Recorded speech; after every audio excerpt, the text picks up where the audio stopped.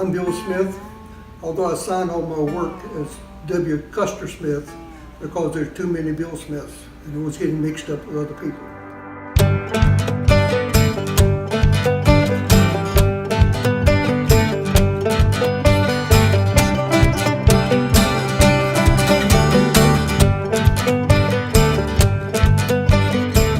There are many things that I am yet to see. Some I witnessed, I just can't believe it. The way it all works out. And when it sometimes doesn't go to plan, you're thrown right across and you get stuck in the sand. There's a way somehow.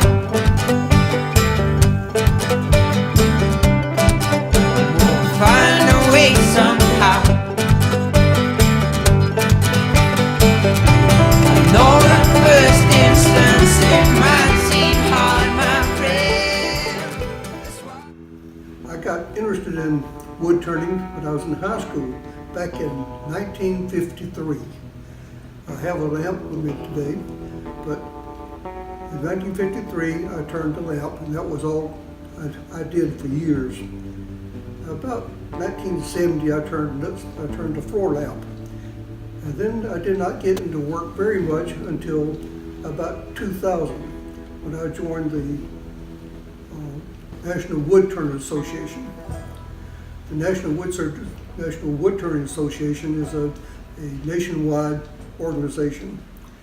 About 1970 they came up with new material and new ways of holding wood. It has changed tremendously since my first turning.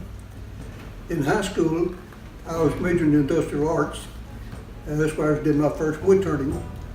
Then I went to college at the same college, Lothbury College. I only attended for 2 years. I majored in industrial arts and did a lot of wood turning and furniture making. But I didn't do any turning until after that, until about 1970, that's when I made the floor lamp.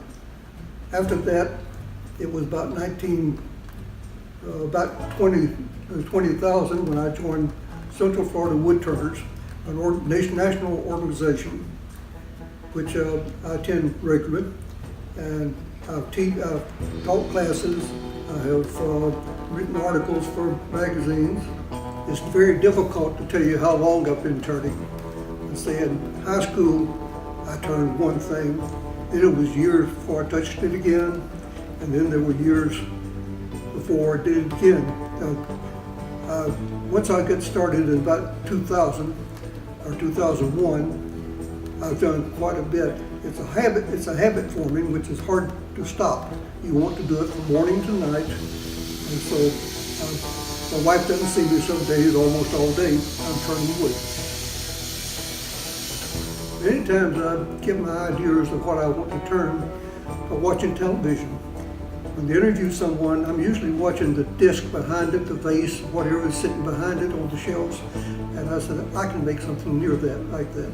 Or I go to flea markets and see what they have to sell, and items like that, or to art galleries. I see other people's work, and I look at it, I can see it make like that.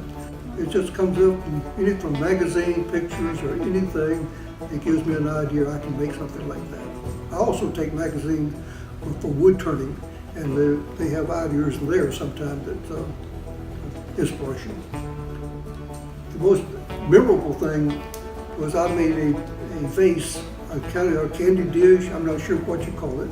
I got the inspiration from a flea market, and I told the lady I'd like to copy what she had there. She says, you can't copy that. But I made one and took it back, and she was amazed. I also took it to a seminar for wood turners, 3-day seminar. And you're supposed to take 3 things to show. I took this one and I put it on the counter, and before it got set down, the lady says, I want to buy that, what do you want?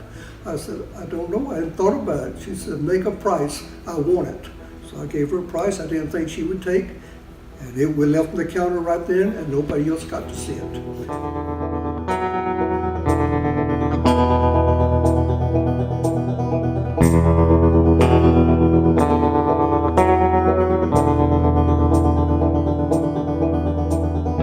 We have an art walk on the first Friday of June. It's also June the 1st. I invite you to come and see all my wood turnings.